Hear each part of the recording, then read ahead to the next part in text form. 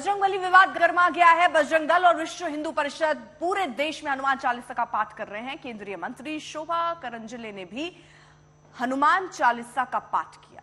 कर्नाटक के सीएम भी हनुमान चालीसा पढ़ते नजर आए। देशव्यापी आयोजन कर्नाटक में कांग्रेस घोषणा पत्र के खिलाफ हो रहा है।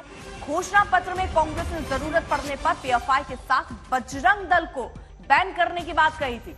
कांग्रेस का घोषणा पत्र आते ही बीजेपी और इसके सहयोगी संगठनों ने इसे लपक लिया। जगह जगह प्रदर्शन हुए। दिल्ली में कांग्रेस मुख्यालय पर हनुमान चालीसा का पाठ हुआ। आज एक बार फिर इस पर जबरदस्त सियासत होगी। बीजेपी के चौतरफा हमलों के बाद कांग्रेस ने कई बार सफाई भी दी है।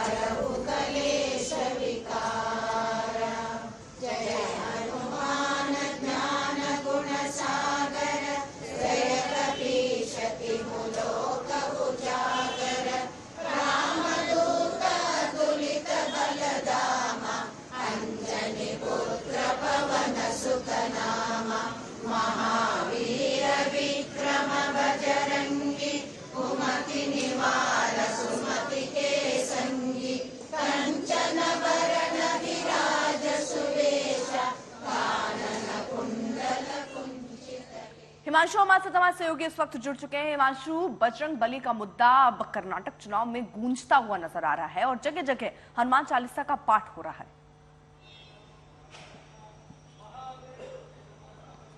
है। देखिए, बिल्कुल कहीं ना कहीं भारतीय जनता पार्टी ने भी इसको पूरा मुद्दा बना दिया है और इसी कारण अगर हम देखें तो 4 दिन पहले भी जो है शोभा करंजले ने हनुमान मंदिर में जाकर जो है वो हनुमान चालीसा पढ़ी थी और आज बजरंग दल की तरफ से जो है पूरे देश भर के अंदर जो है ये कार्यक्रम किया गया है और उसी कार्यक्रम के तहत जो है वो मुख्यमंत्री बोम्मई हो या केंद्रीय मंत्री शोभा करंजले हो वो मंदिरों में गए हैं और उन्होंने हनुमान चालीसा का पाठ किया है। भारतीय जनता पार्टी को लगता है ये एक बड़ा मुद्दा जो है उनके हाथ में लग गया है।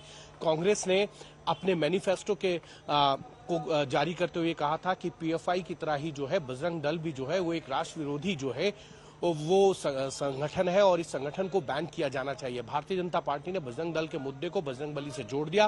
प्रधानमंत्री नरेंद्र मोदी भी जो है अपनी सभाओं के अंदर जय बजरंग बली के नारे का नारा लगाते हैं और साथ ही साथ ये भी कहते हैं कि जब आप मतदान करने जाएं तो ईवीएम पर जाते हुए बजरंग बली का नारा लगाते हुए जो है वो वोट करें। तो कहीं ना कहीं बजरंग बली भारतीय जनता पार्टी के लिए एक तरीके से संजीवनी का काम कर रहा है। भारतीय जनता पार्टी को लगता है इस मुद्दे के जरिए जो है कांग्रेस को घेरा जा सकता है और कर्नाटक में एक बार फिर से सरकार बनाई जा सकती है। दूसरी तरफ कांग्रेस की तरफ से इस पर कई बार सफाई दी गई है।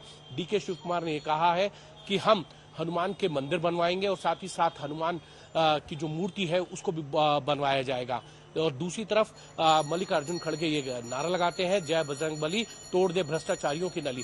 और ये भी कह रहे हैं कि हमने बजरंग दल को बैन करने की बात कही है, उसको आपने बजरंग बली से जोड़ दिया है। लेकिन भारतीय जनता पार्टी को लगता है कि ये मुद्दा एक ऐसा है जिस पर चुनाव में जाया जा सकता है और इसीलिए कांग्रेस की तरफ से कई बार ये कहा गया है कि जो चुनावी मुद्दे हैं, चाहे वो महंगाई है, बेरोजगारी है या अन्य मुद्दे हैं, उन मुद्दों के ऊपर जो है वो बात नहीं करके अब भारतीय जनता पार्टी जो है वो बजरंग बली के मुद्दे पर चुनाव लड़ना चाहती है।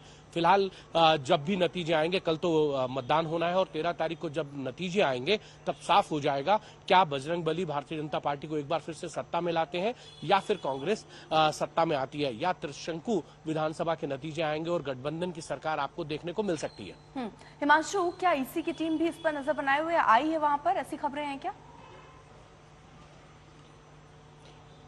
देखिए, ईसी की टीम यहाँ पर नहीं आई है क्योंकि ये किसी भी तरीके का जो है वो राजनीतिक प्रचार नहीं है। ये एक संस्था के द्वारा और एक मंदिर के अंदर हनुमान चालीसा का पाठ है, तो इसको राजनीति से जोड़कर नहीं देखा जा सकता। और आपको याद होगा जब योगी आदित्यनाथ या कई अन्य नेताओं को चुनाव प्रचार के अंदर जो है वो बैन किया गया था, तो आप याद कीजिए 2019 के चुनाव में योगी आदित्यनाथ को बैन किया गया था तो वो मंदिर चले गए थे और वहां पर जाके उन्होंने जो है पूजा अर्चना की थी। तो ये भी कहा गया था कि इसको चुनावी प्रचार से जोड़ा जा सकता है, लेकिन ऐसा ईसी ने उसको नहीं माना था। ईसी की टीम यहाँ इसलिए नहीं आई है। मुझे जो है अभी तक ईसी की टीम यहाँ नजर नहीं आई थी जब शोभा करंदलाजे जो है वो यहाँ हनुमान चालीसा का पाठ कर रही थी।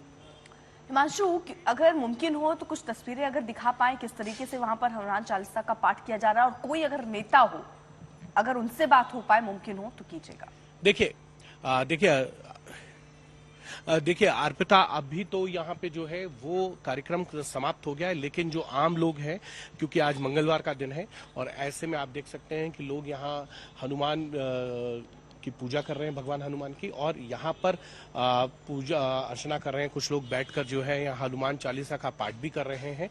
लेकिन इतना जरूर है कि भारतीय जनता पार्टी की तरफ से इस इशू को बनाया गया। हमने शोभा करंदलाजे से पूछा कि आप जो है बजरंग दल से बजरंग बली पे क्यों आ गए, तो उन्होंने कहा कि बजरंग दल को बैन करने की जो बात है वो कांग्रेस ने की थी, और बजरंग बली के लिए जो भी गलत तथ्य पेश किए गए वो रणदीप सुरजेवाला की तरफ से कहा गया। उन्होंने कहा कि रणदीप सुरजेवाला ने कहा कि भगवान हनुमान के जो पिता हैं वो सूर्य हैं, ये उन्होंने कहा कि अंजनी पुत्र जो है वो कर्नाटक में पैदा नहीं हुए, जबकि उन्होंने ये भी कहा कि तथ्य ये है कि हनुमान का जन्म जो है वो हम्पी में हुआ है, किष्किंधा पर्वत पर। तो वो सारी चीजें जो है उन्होंने तथ्यों में कही।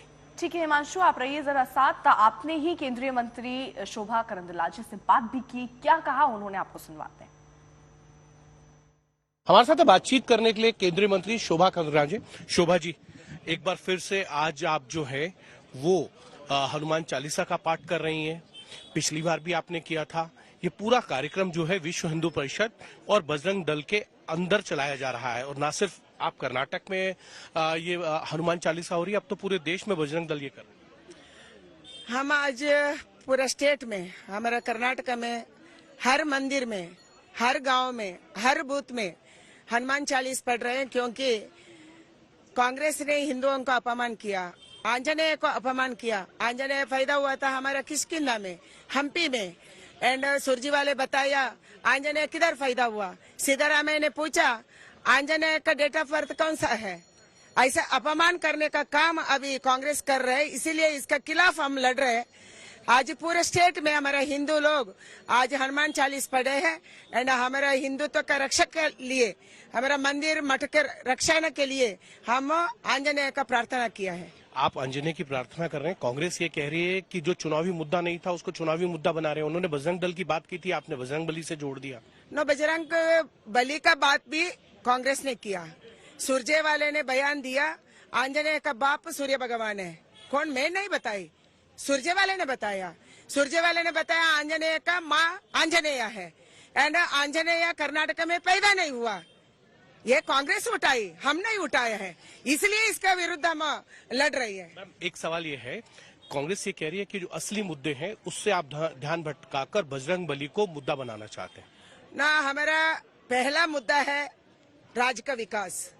हमको विकास का आधार पर चल रहे थे, वो मैनिफेस्टो में लेके आया बजरंग दल का निषेध करने का, बाद में बजरंग बली के बारे में बताया। इसके लिए ये दूसरे मुद्दा आया है।